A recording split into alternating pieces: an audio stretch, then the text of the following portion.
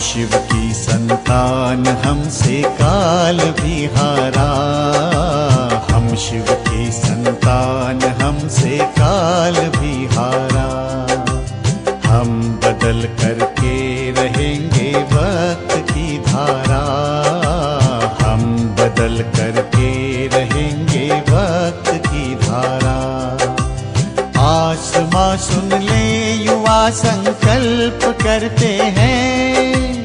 आसमां सुन ले युवा संकल्प करते हैं। हम बना देंगे धरा को स्वर्ग सा प्यारा। स्वर्ग सा प्यारा। हम शिव की संतान हमसे काल भी हारा। हम शिव की संतान हमसे काल भी हारा।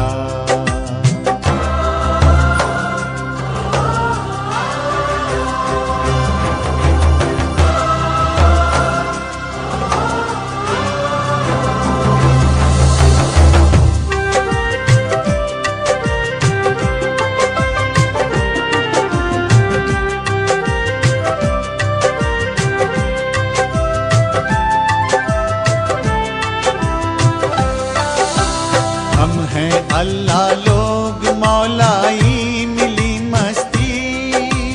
हमको हासिल है खुदा की हर कोई हस्ती। मिल रही हमको फलक से रोशनी झिलमिल। आओ भर दे नूर से आंचल हर एक हिलमिल। आओ भर दे नूर से आंचल हर एक हिलमिल। आंचल हर एक हिलमिल। है बुलंदी पर हमारे भाग्य का तारा। हम बना देंगे धरा को स्वर्ग सा प्यारा।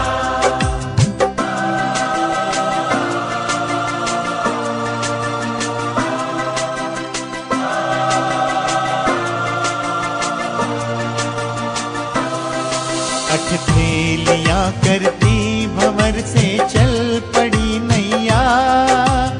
उनको डर किसका है जिनका प्रभु खेवैया। है हमें मालूम माया के अनेकों रूप। कोई प्रलोभन अब तो धोखा दे न पाएगा। कोई प्रलोभन अब तो धोखा दे न पाएगा। धोखा दे न पाएगा। कौन ये शिव शक्तियां हैरान जग सारा।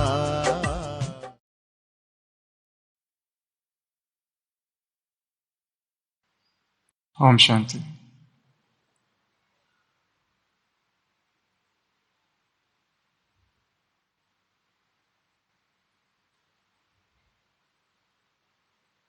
कर्तव्य का होश ही तपस्या का आरंभ है।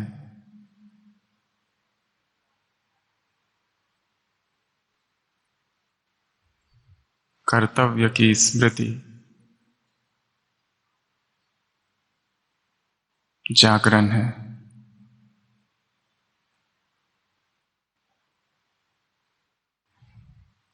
और जैसे ही चेतना जागृत होती है, एक आंदोलन होता है, एक क्रांति। सब कुछ नया लगने लगता है।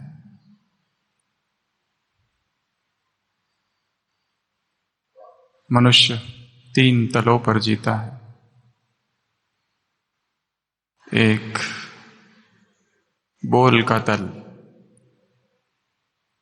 और उस बोल से परे, उस बोल के पीछे एक और तल है, और वो है विचारों का तल।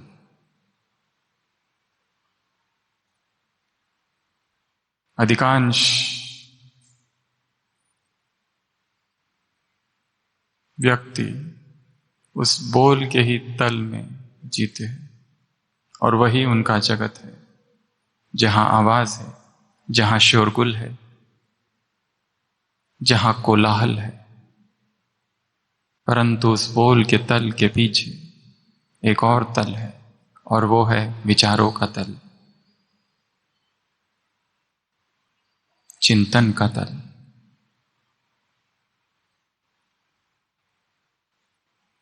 जो यहां तक पहुंचता है उसकी अंतर्मुक्ता की यात्रा चालू होती है। विचारों में जो रस है वो बोल में नहीं।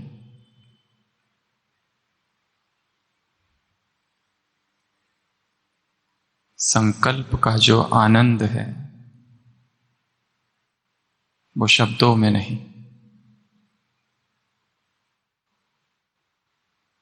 परंतु इस विचार के तल के परे भी एक तल है, और वो है दर्शन का तल। दर्शन पश्यति अर्थात देखना, जिसमें विचार भी खो जाते हैं और केवल देखना रह जाता है। सारे खेल को देखते रहना, सारे जगत को देखते रहना, स्वयं को भी देखते रहना। और योगी जन कहते हैं, जब योगी इस अवस्था पर पहुंचता है फिर धीरे धीरे वो चाहता है कि इससे भी परे जाऊं। उसने एक शब्द नाम दिया है तुरिया। तुरिया अर्थात द फोर्थ, जो सबसे गहरी अवस्था है, सबसे डीपेस्ट।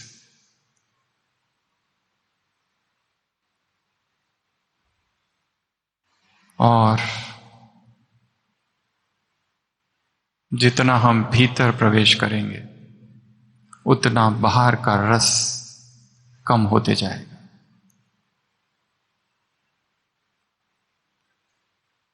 एक व्यक्ति कहीं नाव से यात्रा कर रहा था कि अचानक तूफान आ गया। नाव में बहुत सारे लोग थे, परंतु उचट गई वो नाव, और बचते बचाते वो व्यक्ति किसी एक सुनसान निर्जन टापू पर जा पहुंचा।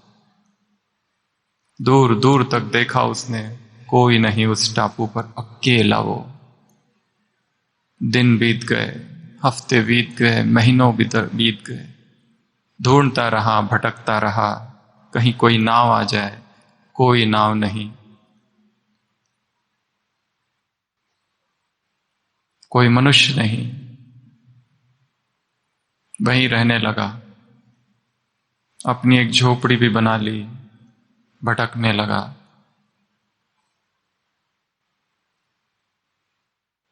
सालों बीत गए और लगभग 5 साल जब हो गए, तब अचानक एक दिन एक नाव वहां आई और उसमें कुछ लोग थे, और वो लोग कहने लगे कि हमें अंदाजा था कि जो नाव उचट गई थी उसमें से कुछ लोग तो बचे होंगे, और यही एकमात्र टापू है, हम उन लोगों को लेने आए हैं। उसने कहा कि मैं अकेला हूं यहां और कोई नहीं। उन लोगों ने कहा, जो रेस्क्यूअर थे, कि चलो हमारे साथ। उस व्यक्ति ने कहा, इससे पहले कि मैं तुम्हारे साथ चलूं, क्या तुम्हारे नाव में कुछ अखबार है? मैं उन अखबारों को पढ़ना चाहता हूं। और वो अखबार लेता है और पढ़ने लगता है उस दुनिया की खबर जिसे वो 5 साल पहले छोड़ आया था। और वो पढ़ते पढ़ते खो जाता है। वो लोग जो उसे बचाने आए हैं कहते हैं, क्या हुआ, चलना नहीं है क्या? वो कहता है, ये लो तुम्हारा अखबार और ये लो तुम्हारी दुनिया, मुझे नहीं आना है। वही कोलाहल, वही शब्द, वही सब कुछ, वही शोरगुल। पिछले 5 सालों में मैं इस निर्जन टापू पर रहा, और जिस प्रेम का और जिस शांति का और जिस मौन का मुझे अनुभव हुआ, वो आज तक अपने 50 साल की उम्र में कभी अनुभव नहीं हुआ। इसलिए मुझे उस दुनिया में आना नहीं है, उस दुनिया में जाना नहीं है। वो तो जैसे एक पागल खाना है, मुझे वहां रहना ही नहीं है, मुझे यहीं रहने दो, आप चले जाओ यहां से। और वो व्यक्ति वहीं रह जाता है, उसी निर्जन टापू में। हम वो व्यक्ति नहीं है, ना ही हमारे पास कोई नाव है, और ना ही हम किसी नाव में बैठे, और ना ही वो नाव उलट गई, और ना ही हमें कोई ऐसा टापू मिला, और ना ही उस प्रेम का और उस शांति का और उस मौन का अनुभव हुआ 5 साल जो उस व्यक्ति को हुआ। परंतु एक निर्जन टापू हमारे भीतर है, और उसी निर्जन टापू तक पहुंचना हमारे जीवन का लक्ष्य है। और वो टापू हमारे भीतर है, अंतस चेतना में है, वही मौन द्वीप। बाहर चाहे कितना भी कोलाहल हो, बाहर चाहे कितनी भी हलचल हो, परंतु हमारे भीतर एक ऐसा स्थान है, एक ऐसा केंद्र है, जब चाहो हम वहां जा सकते हैं, और वहां जाते ही उस आनंद का अनुभव होता है, उस प्रेम का अनुभव होता है, उस शक्ति का अनुभव होता है, आत्मा की वह निरागस चेतना का अनुभव होता है, उस प्यूरिटी का। पर यह यात्रा भीतर की है, और कठिन यात्रा है।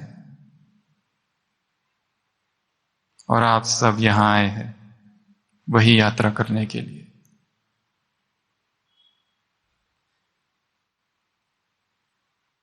बिना मौन के ये यात्रा की नहीं जा सकती, बिना एकांत के उस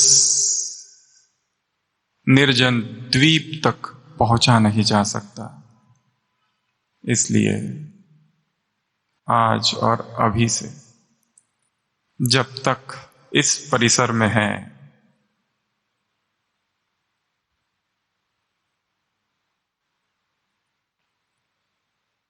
तब तक मौन हो जाना है, चुप।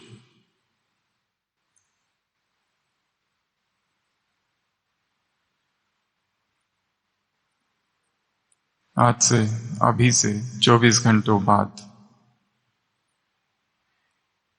जिस मिलन के लिए हम यहां आए हैं, हम चाहते हैं कि वो मिलन बहुत सुंदर, आत्मा का परमात्मा से मिलन हो जाए। तो अभी से मोबाइल स्विच ऑफ,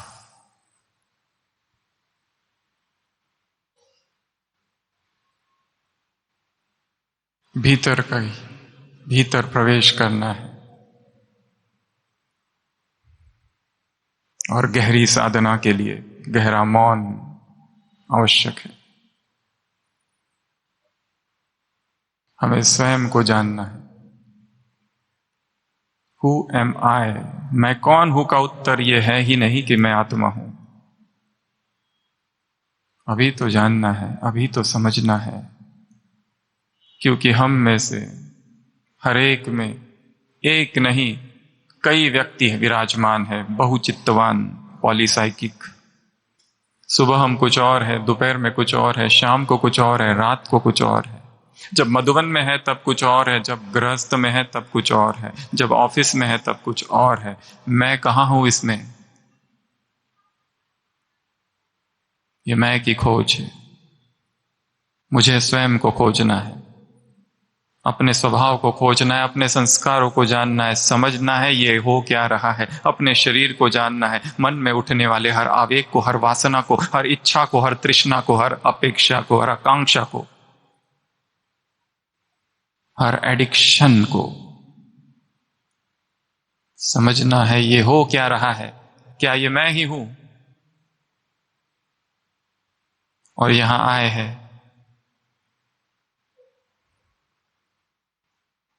इस प्रभु प्रेम की विशुद्ध भूमि पर आए हैं,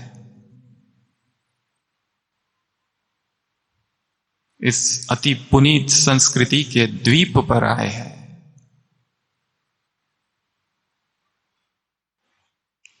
तो सबसे पहला काम भीतर प्रवेश,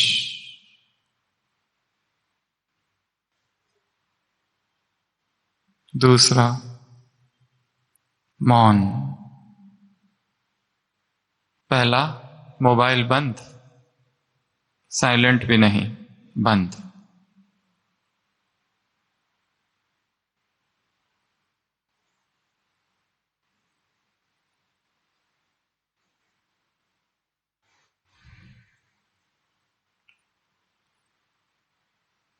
आपस में बात करना बंद। आपस में बात करते हुए, बातचीत करते हुए साधना हो नहीं सकती। हम साधक हैं, तपस्वी है, साधना का पथ है अग्निपथ। इतना सुबह मुरली में कहा 2 घंटा भी याद करना कितना कठिन। जो करते हैं वो हाथ उठाओ, बाबा ने पूछा। वास्तव में कठिन है।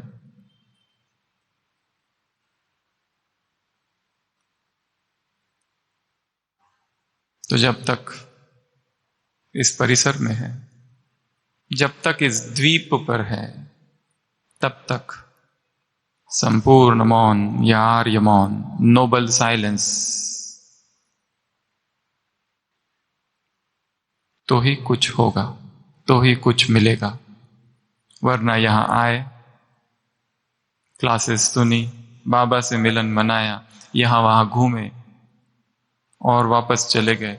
बहुत शांति का अनुभव हुआ, बहुत प्रेम का अनुभव हुआ, आंखों से आंसू बह गए, परंतु उसका प्रभाव कुछ समय चलेगा और कुछ समय के बाद जिस दुनिया में जा रहे हो उस दुनिया का प्रभाव चालू होगा। इसलिए यहां रहते एक और काम करना है कि यहां रहते वहां की जो दुनिया है, वहां का जो क्षेत्र है, उसका निरीक्षण करना है साक्षी होकर। जैसे कि मैं किसी ऊंची पहाड़ी पर बैठा हूं और वहां से उस दुनिया को देख रहा हूं जहां से मैं आया हूं।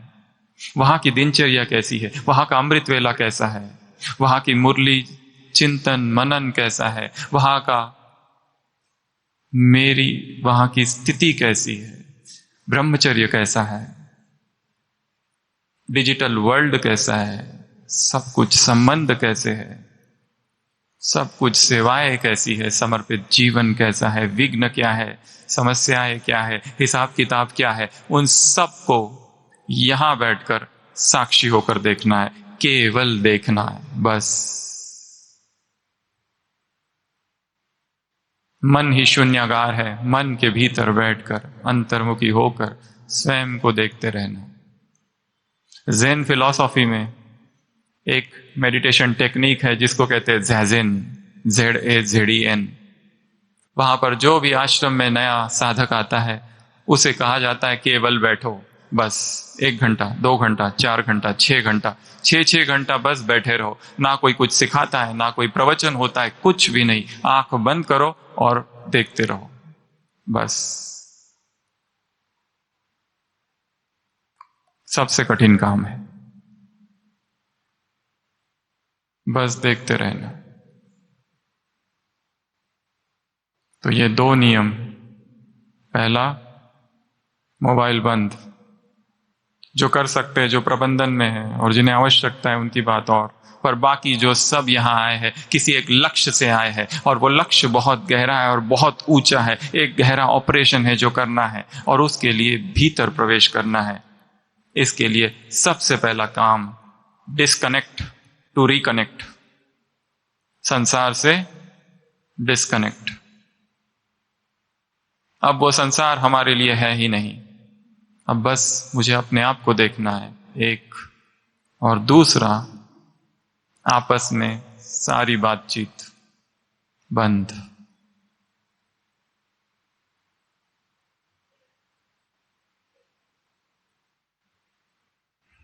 अभी अभी कुछ समय पहले ऊपर पांडव भवन में हम लोगों ने एक सीरीज चलाई थी 108 दिनों की, इतिहास की, इस यज्ञ के इतिहास की।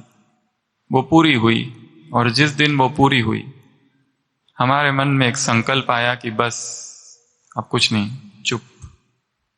1 जून से 17 सितंबर हमने सोचा हमें कुछ बोलना ही नहीं है, 108 दिन का मौन, बोलना नहीं, अर्थात कोई भी कहीं पर भी किसी भी प्रकार की कोई क्लास नहीं। हाँ, जो ड्यूटी है, जो सेवा है, जो कर्तव्य है, उसमें बोलना पड़ता है, वो बोलते रहे। पर वो जो 108 दिन थे,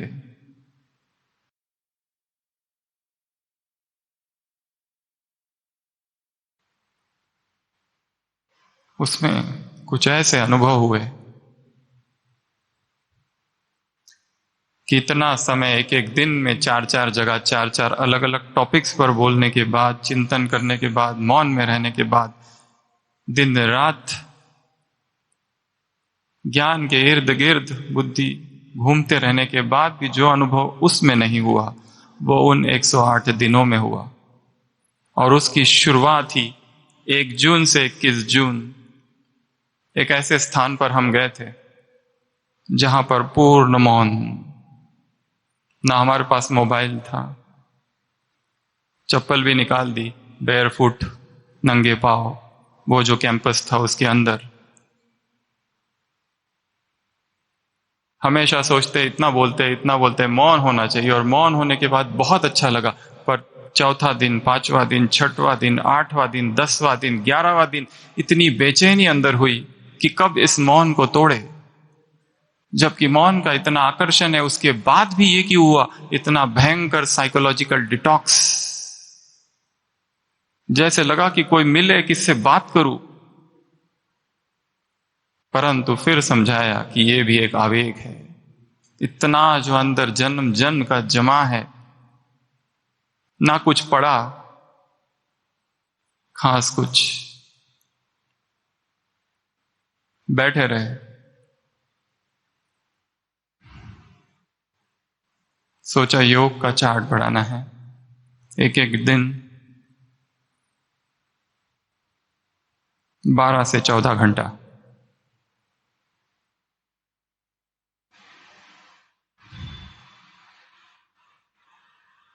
केवल फलाहार, वो भी एक ही बार।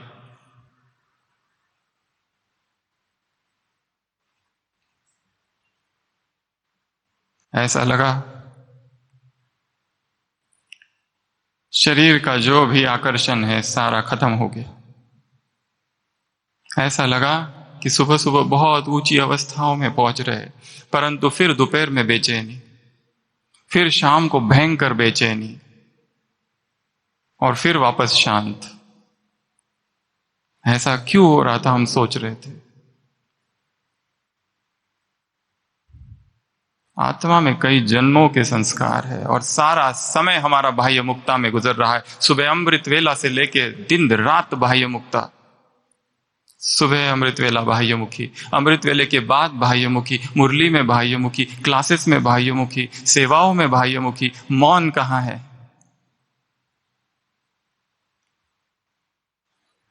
और हमें ऐसा अनुभव हुआ ये बोलना व्यर्थ है।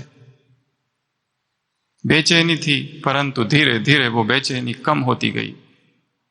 जैसे दिन गिनने लगे कब पूरा होगा ये 13वां दिन। एक एक मिनट एक एक घंटे जैसा था, एक एक घंटा एक एक दिन जैसा था, और एक एक दिन एक एक साल जैसा लग रहा था। कब ये पूरा हो?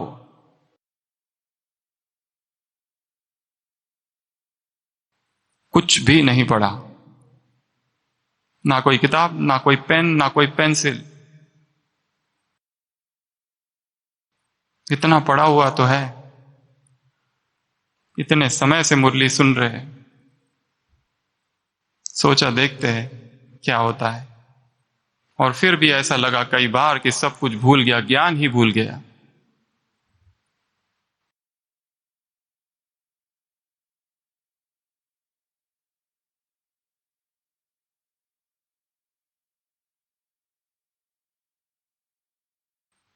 ऐसे विचित्र अनुभव हुए जो हम बता नहीं सकते।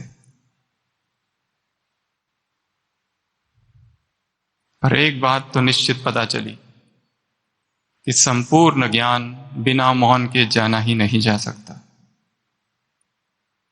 कितना भी बोलो और कितने भी क्लासेस कराओ और कितनी भी क्लासेस सुनाओ, कितना भी मनन चिंतन करो, वो केवल वाणी विलास और बुद्धि विलास है बस।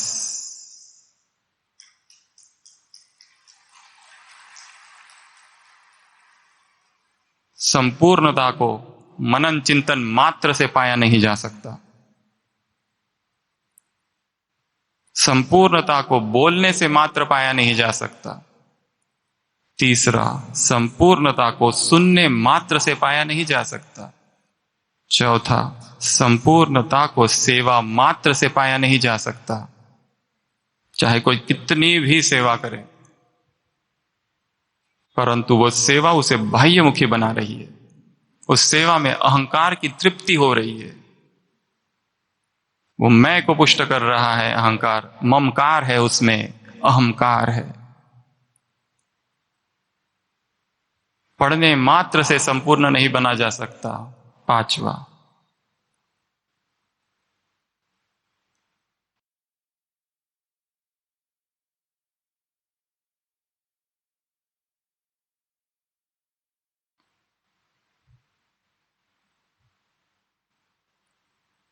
और जब हम वापस लौटे ऐसा लगा ये सब व्यर्थ है, हम क्या कर रहे हैं।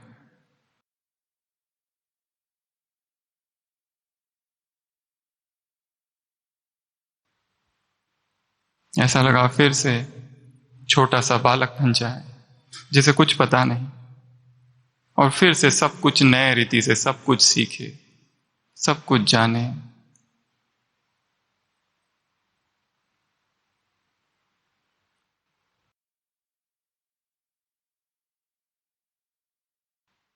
अभी तो यात्रा चालू हुई है, अभी आगाज है तेरा, बहुत कुछ सीखना है।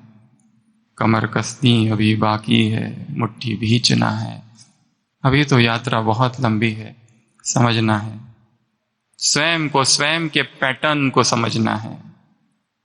माइंड में क्या क्या होता है, कैसे कैसे होता है, कब बाबा की तरफ भागता है, कब मनुष्यों की तरफ भागता है, कब शरीर आकर्षित करता है, कब चेतना आकर्षित करती है, कैसे आवेग उठते हैं, अर्जेस, किस तरह का एडिक्शन है, यह है क्या, इतना रहस्यमयी।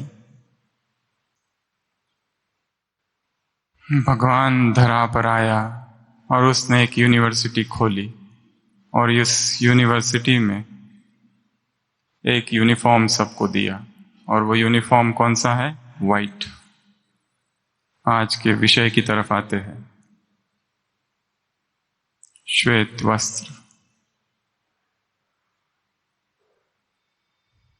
इसमें बड़ा आकर्षण है। हमें याद है बचपन में हमें जो टीचर्स पढ़ाते थे वो सब वाइट पहनते थे। क्रिश्चियन स्कूल थी, वहां नन्स थी और फादर थे, तभी से एक अजीब सा आकर्षण था वाइट का। और जब एमबीबीएस में गए तो वहां नर्सेस थी, वो भी वाइट पहनती थी, तो वाइट वाइट वाइट। और जब ब्रह्मा कुमारी में एंट्री की तो यहां तो सभी वाइट। तो वाइट बड़ा आकर्षण करता है। श्वेत रंग पवित्रता का प्रतीक है, शांति का प्रतीक है, फरिश्तों की निशानी है, रिफ्लेक्ट करता है सब कुछ, गंदगी बाहर, सारे रंग इसमें समाहित है। जब हमारा जन्म होता है, मां का दूध सफेद, स्कूल में जाते हैं चौक सफेद, किताबें, डायरिया, पन्ने सफेद, और आगे बढ़ते हैं। जीवन में मन बुद्धि सफेद रंग की तरह है, नए अनुभव ऐड होते जाते हैं उस पर, और आगे बढ़ते हैं। बूढ़े होते हैं, बाल सफेद, मरते हैं, कफन सफेद, राख हो जाते हैं, वो भी सफेद। श्वेत श्वेत श्वेत। इस श्वेत में बहुत शक्ति है, बहुत पावर है। और जब हम ये पहने हुए रहते हैं, मन में एक पवित्रता का स्मरण, एक भाव रहता है।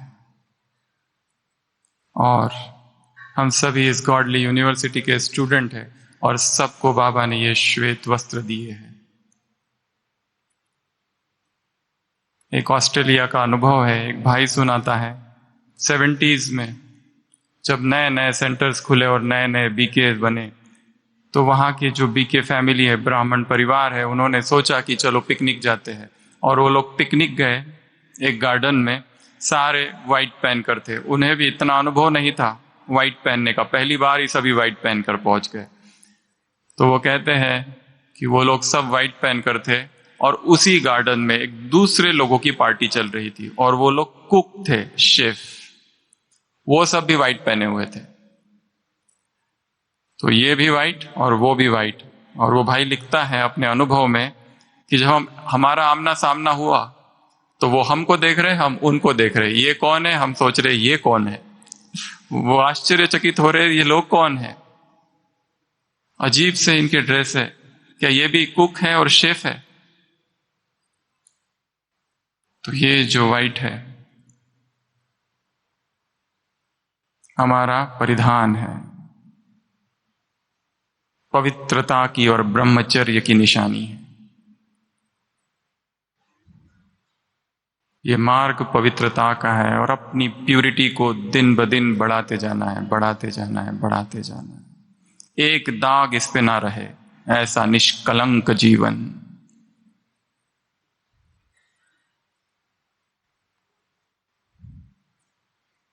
कपड़ों में बहुत सारी चीजें हो जाती है, कभी फटते हैं, कभी दाग लगता है, कभी छेद हो जाता है, कभी सिलाई खुल जाती है, कभी बटन खुल जाते हैं, कभी मैले हो जाते हैं, कभी पुराने हो जाते हैं, कभी बदबू आती है और कभी कभी उस पर सिलवटें पड़ जाती है, क्रीजेस और रिंकल्स। आज हम चर्चा करेंगे हमारे इन श्वेत वस्त्रों पर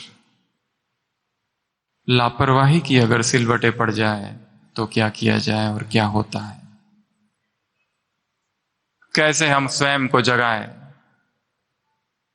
और यहां हम आए ही इसलिए है कि जागे। जीवन का अगर एकमात्र लक्ष्य है तो वो है जागरण। चेतना जग जाए, प्रतिपल सजग हो जाए, प्रतिपल तटस्थ हो जाए, मोमेंट टू मोमेंट अवेयरनेस। सुबह कहा ना, मृत्यु सबसे अच्छी मौत।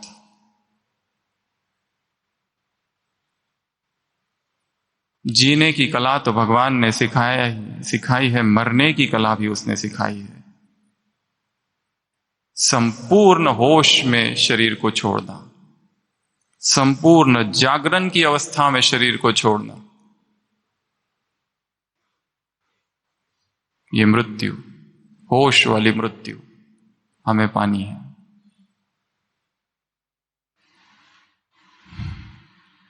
और जब सिलवटें पड़ जाती है तो कपड़े अच्छे नहीं लगते, उसे हटाना पड़ेगा। विकारों से शायद बहुत से हम में से मुक्त है जिनको काम विकार कभी स्पर्श ही नहीं करता, क्रोध जिनको कभी आया ही नहीं, जैसे ब्राह्मण बनने से पहले ही दिव्य गुणों के साथ जन्म हुए, ऐसी बहुत सी आत्माएं हैं। ईर्ष्या कभी होती नहीं है, द्वेष कभी था नहीं मन में, कोई आकर्षण नहीं, कोई लगाव नहीं। परंतु एक चीज जो सब में कभी ना कभी आ जाती है वो है लापरवाही। और इसी लापरवाही के आज हम ऐसे 7 अर्थों की चर्चा करेंगे। सबसे पहले लापरवाही की जो सिलवट है वो है असावधानी। इसका पहला अर्थ है असावधानी।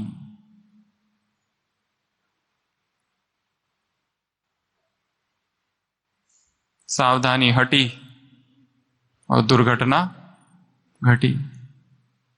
कैसे खुद को सावधान रखना, निरंतर, प्रतिपल, एक एक मोमेंट।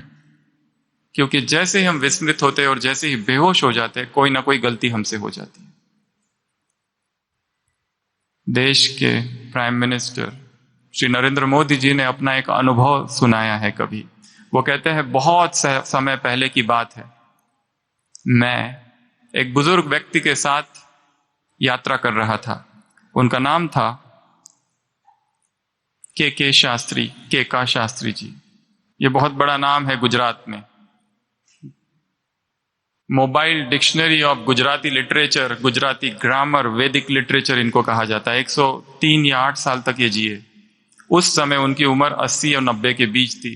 मोदी जी कहते हैं कि मैं उनके साथ एक बार यात्रा कर रहा था। हम लोग बस में थे और मैंने देखा कि शास्त्री जी जब भी बस रुकती थी तुरंत अपनी डायरी निकालते थे और लिखना चालू कर देते थे। उनका जो अभ्यास है, उनका जो काम है, वो करना चालू कर देते। बस चालू हो गई फिर रोक देते थे। फिर हम लोग गए और पहुंचे एक धर्मशाला।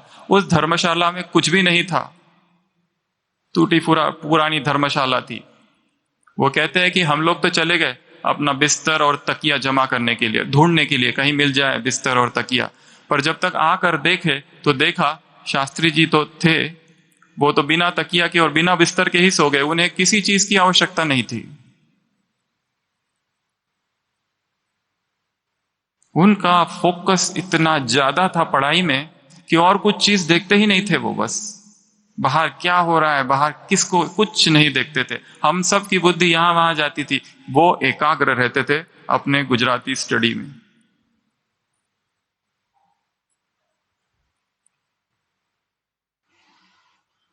जैसे दिमाग में कोई एक बंद खिड़की है, वो खुल जाए, एक जागरण हो जाए।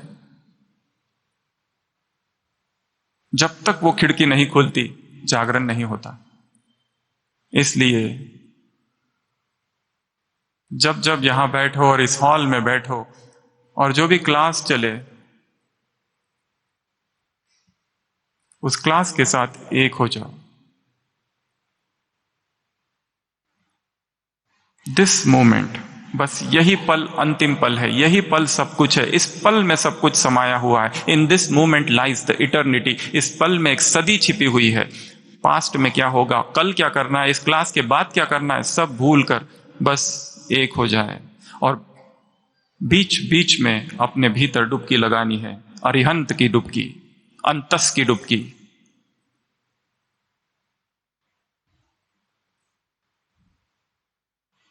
बीच बीच में जो विराम है, शब्दों के बीच, वाक्यों के बीच, उसमें भीतर जाना है। अपने जीवन को एक बार झांक करना है, क्या हो रहा है अंदर, शरीर में क्या हो रहा है, कौन सी बीमारियां हैं और क्यों है, कारण क्या है।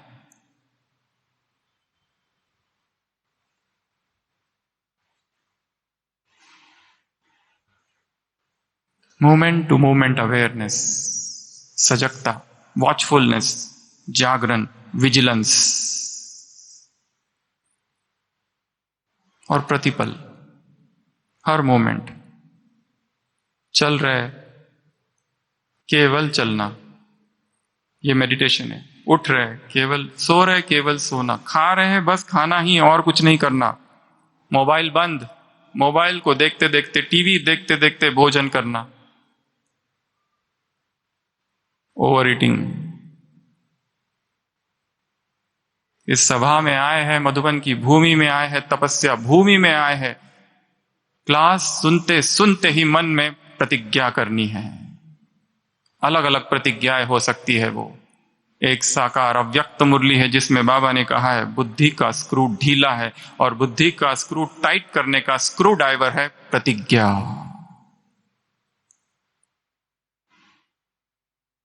और इस सभा में की हुई प्रतिज्ञा साधारण प्रतिज्ञा नहीं होगी। इतने ब्राह्मण आत्माओं के बीच में की हुई प्रतिज्ञा साधारण प्रतिज्ञा नहीं हो सकती। उसमें बल होगा, उसमें पवित्रता होगी, उसमें शक्ति होगी, ऊर्जा होगी, एक संगठित बल होगा, क्यूमुलेटिव पावर, अ कोऑर्डिनेटेड स्ट्रेंथ होगी उसमें। इसलिए यहां बैठे बैठे वहां की दिनचर्या पर नजर डालनी है कि वहां मैं कहां टाइम वेस्ट कर रहा हूं, कौन सी चीज में टाइम वेस्ट हो रहा है, कौन से संबंध में टाइम वेस्ट हो रहा है। जो संबंध में टाइम वेस्ट हो रहा है, cut off, stop, unsubscribe, delete, unfriend. ये ना उसके लिए ठीक है ना मेरे लिए ठीक है। ये संबंध हम दोनों को गर्त में ले जा रहा है। स्टॉप। इसी में कल्याण है। पहला, लापरवाही का अर्थ है असावधानी।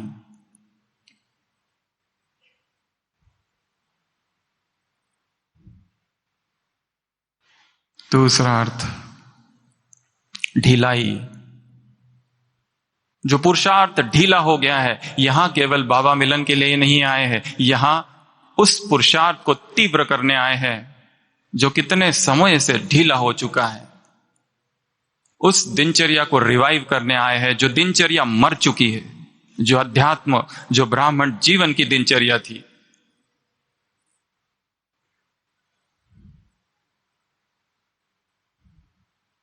क्योंकि संसार की परिस्थितियां बहुत विकराल होनी है, बहुत विकराल। अभी जो है वो कुछ भी नहीं।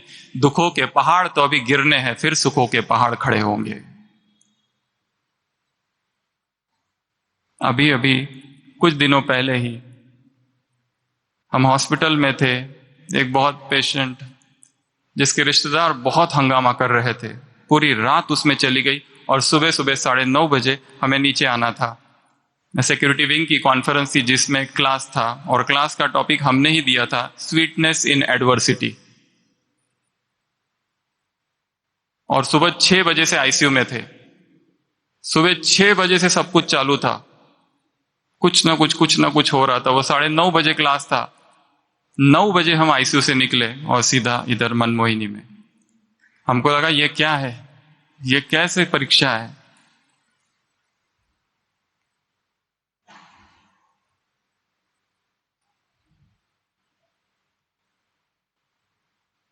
यही सीखना था। स्विच ऑफ, वो स्विच ऑफ, ये स्विच ऑन। उसको स्टॉप, अब इधर ये सत्य है। अब वहां वो सत्य था, यहां ये सत्य है।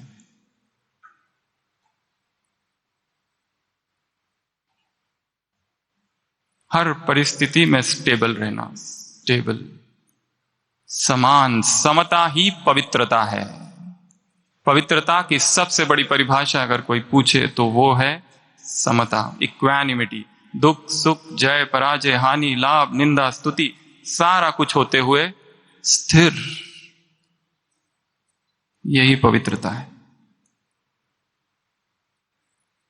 दूसरा, ढिलाई। अपनी दिनचर्या को ठीक करना है। क्या वो कारण है जिसके वजह से अमृत वेला ठीक नहीं हो रहा है, और नहीं हो रहा है तो क्यों नहीं हो रहा है? उसके फायदे क्या है, न करने के नुकसान क्या है। अपने शरीर को ट्रेन करना है। हमने देखा ये शरीर के ट्रेनिंग की बात है। इसमें सारा माइंड गेम है। अगर हम मन से कहें कि मुझे सोने के लिए लेट हो रहा है, मैं लेट उठूंगा, तो लेट उठोगे। सारा माइंड गेम है। कई बार ऐसा हुआ है 11 बजे तक हम जागे हैं और 11 के बाद में भी पेशेंट्स आना चालू ही रहते हैं। रात भर इमरजेंसीज होती है। 10 बजे पेशेंट आता है, 11 बजे उसके रिपोर्ट आते हैं, 1 बजे जाकर देखना पड़ता है। सारे सीरियस, कुछ ना कुछ होते रहता है। परंतु ये सब होते हुए भी एक जो नियम है जो हमने कभी नहीं तोड़ा, 1:40 का।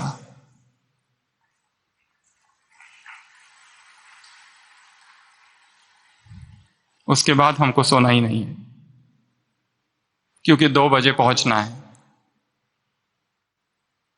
क्योंकि वो जो एकांत है 2 का, मौन जो कुटिया में है, और जो बाबा के कमरे में है, और जो हिस्ट्री हॉल में जो वायुमंडल है, और जो शांति स्तंभ में जो प्रकंपन उस समय है 3:30 बजे से पहले, वो 3:30 के बाद नहीं। जो टचिंग्स होनी है, जो बाबा से लेना है, बस वहीं लिया जा सकता है, बिना मांगे, अपने आप।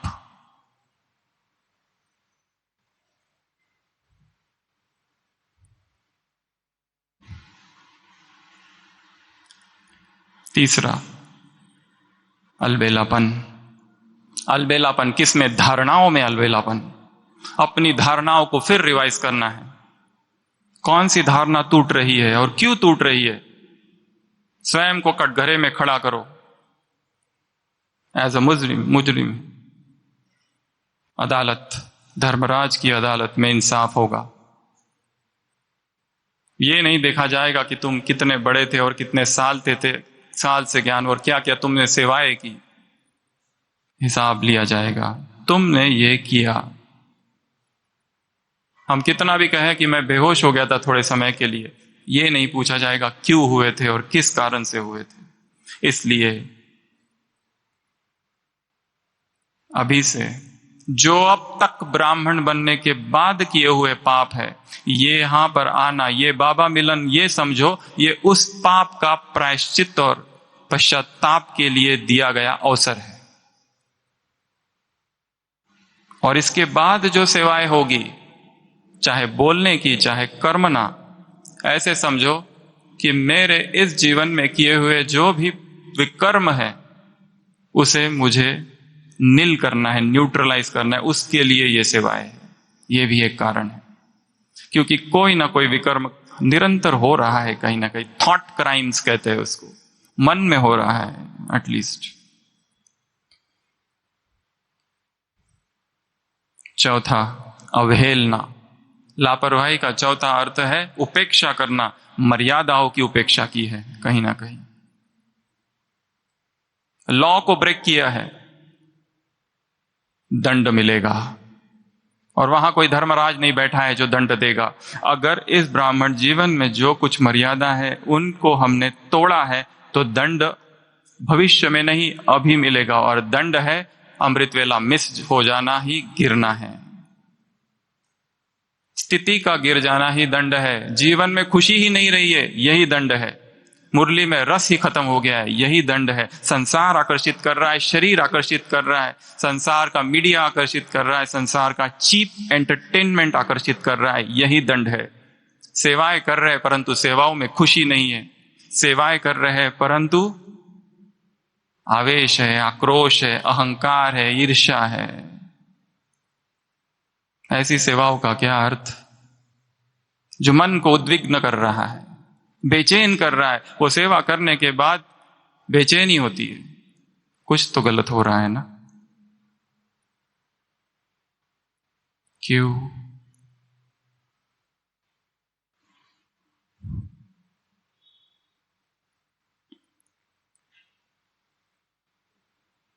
कहीं ना कहीं उपेक्षा हो रही है किसी ना किसी मर्यादा की। अगले 24 घंटे इससे पहले कि हम बाबा के सामने बैठे और मिले, कल शाम तक स्वयं को एक शुद्ध और पवित्र पात्र बना देना है। माफी मांग लो, जो कुछ विकर्म हुए हैं स्वयं को भी माफ कर दो और बाबा से भी माफी मांग लो। और इस प्रतिज्ञा के साथ, इस सभा में की हुई प्रतिज्ञा, इस वातावरण में, इस प्रांगण में की हुई प्रतिज्ञा व्यर्थ नहीं जाएगी कि इसके बाद अब ये नहीं होगा। उसकी व्यर्थता को जानो, उसके हुए दुष्परिणाम को दूर से देखो। ये किया, ये हुआ, अब क्या वही करूं? वापस वही, वापस वही गलती। स्टॉप।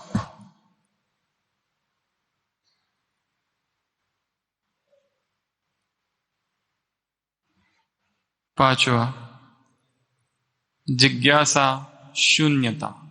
लापरवाही अर्थात जिज्ञासा शून्यता, इन क्यूरियोसिटी खत्म हो गई। ये ज्ञान क्या है मुझे समझना है। इतने सारे ब्राह्मण, इनका जीवन क्या है, कैसा है, मुझे समझना है। इस योग की गहराई को समझना है। क्या है योग की गहराई? क्या है रियल सेवा? मैं कौन हूं? क्या वही हूं जो दूसरों को दिखाता हूं? दूसरों के सामने तो बहुत बड़ा योगी बना फिरता हूं, पर क्या वास्तव में मैं वो हूं? एकांत में जब मैं हूं और दरवाजे बंद है, खिड़कियां बंद है, अपने कमरे में हूं, तब मैं जो हूं और जो सोच रहा हूं वो मेरा व्यक्तित्व है। वो नहीं जो दूसरों के सामने मैं दिखा रहा हूं, वो नहीं जब भाषण देने बैठा हूं, और वो नहीं जब संदली पर बैठकर योग करा रहा हूं, वो नहीं जो दूसरों के सामने सेवाएं कर रहा हूं। वो मेरा व्यक्तित्व शायद है ही नहीं, वो थोपा हुआ है या झूठा है। मैं कौन हूं, यही खोज है।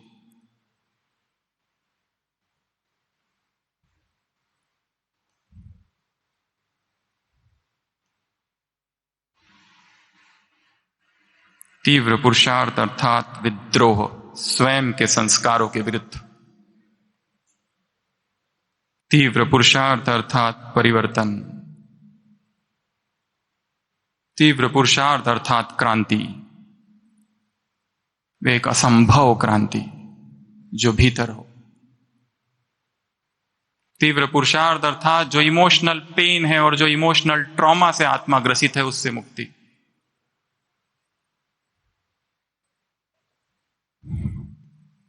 जिज्ञासा उत्पन्न करनी है, अथतो ब्रह्म जिज्ञासा। यह है क्या, मुझे समझना है। फिर से छोटा सा बच्चा बन जाना और फिर से इस ज्ञान को नए रीति से समझना है। क्या है, मुझे जानना है।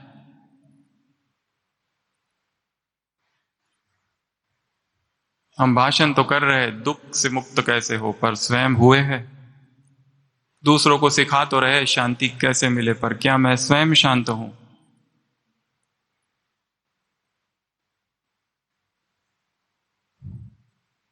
अगला, लापरवाही अर्थात प्रमाद।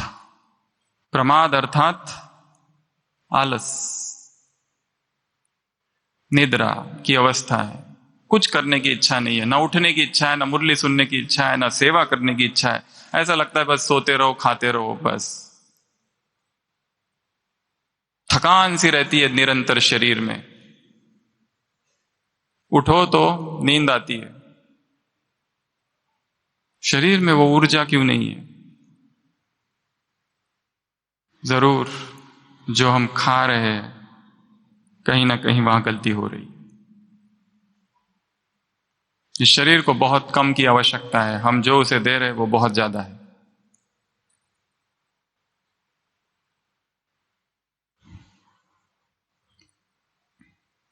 प्रमाद।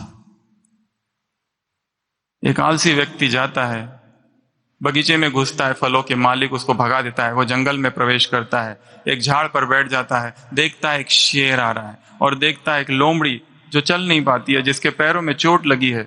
जैसे ही शेर आता है बाकी सभी पक्षी भाग गए, पशु भाग गए, वो लोमड़ी वही है और वो शेर एक मांस का टुकड़ा आता है और उस लोमड़ी को देता है और चला जाता है। वो व्यक्ति सोचता है देखो भगवान सबके लिए कितनी केयर करता है, मेरे लिए भी करना चाहिए। उसी जंगल में वो आगे जाता है और ध्यान लगाकर बैठ जाता है कि कोई मुझे आकर खाना देते।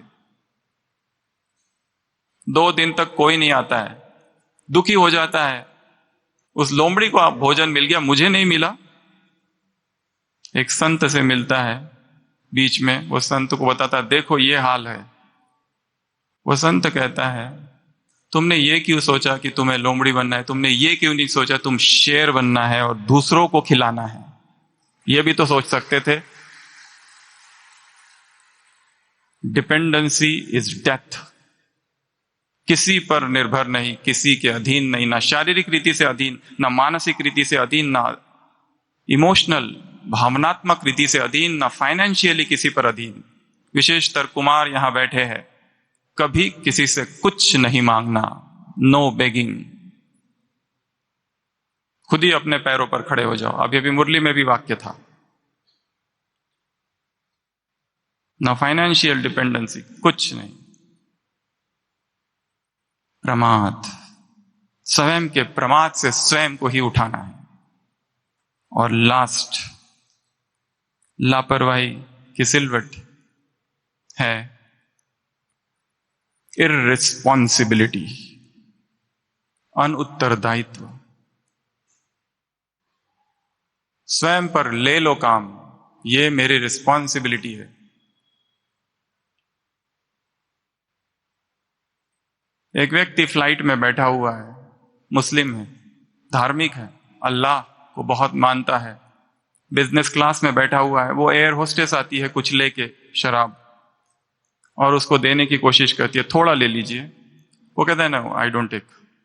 उसको लगता है शायद उसके बोलने के ढंग में ठीक नहीं था, वो फिर से कहती है, वो कहता है नो। वो बिल लेके जाती है, उसको थोड़ा सजा के फिर लेके आती है, वो कहती है अब ले लो। वो कहता है नो मैं नहीं देता हूं। उसको लगता है शायद मेरे से कोई गलती हो रही है, वो पायलट को बुलाती है, पायलट लेके आता है, कहता है लीजिए, थोड़ा तो लीजिए, ये इस फ्लाइट का रूल है, थोड़ा तो आपको लेना पड़ेगा।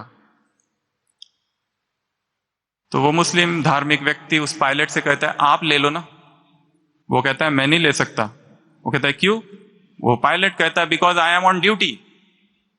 वो मुस्लिम व्यक्ति कहता है I am also on duty, पर मैं अल्लाह की ड्यूटी पर हूं, इसके लिए मैं ये नहीं ले सकता। मैं वो कोई चीज नहीं ले सकता हूं जो मुझे बेहोश करती है। मैं वो कोई चीज खा नहीं सकता, पी नहीं सकता जो मुझे बेहोश कर देगी। मैं वो कोई ऐसा कर्म नहीं कर सकता जो मुझे बेहोश कर देता है और फिर पश्चाताप की खाई में मैं डूब जाता हूं। और उस पश्चाताप से निकलने में कितना समय लगता है एक विकर्म करने के बाद।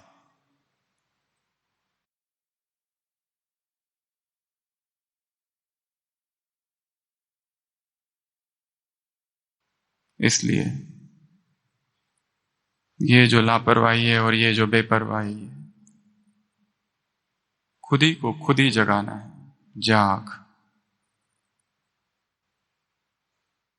हे योगी जाग।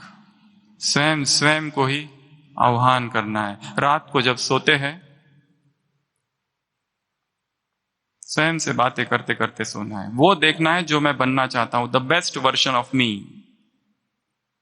विजुअलाइजेशन, क्रिएटिव विजुअलाइजेशन, उसको देखना है, उसको महसूस करना है कि ये मैं हूं जो कितना प्योर है, कितना पवित्र है, जिसका ब्रह्मचर्य स्वप्न में भी खंडित ना हो।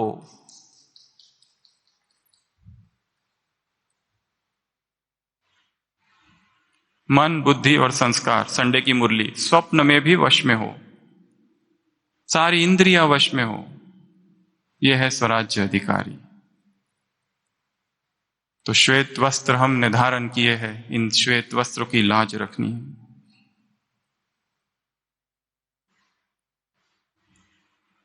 उत्तिष्ठ जागृत प्राप्य वराण्य बोधत। जब तक लक्ष्य तक नहीं पहुंचेंगे मैं रुकूंगा नहीं।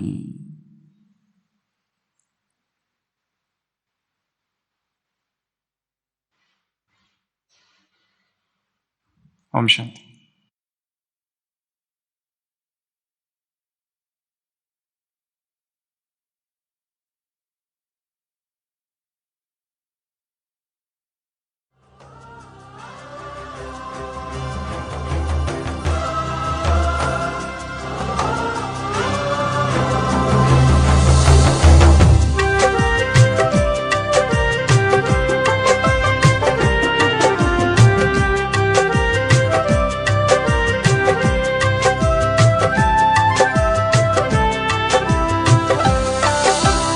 आत्मा की ज्योति से हम ज्योति जगाएंगे, हीरा बनकर हीरो की हम दुनिया लाएंगे।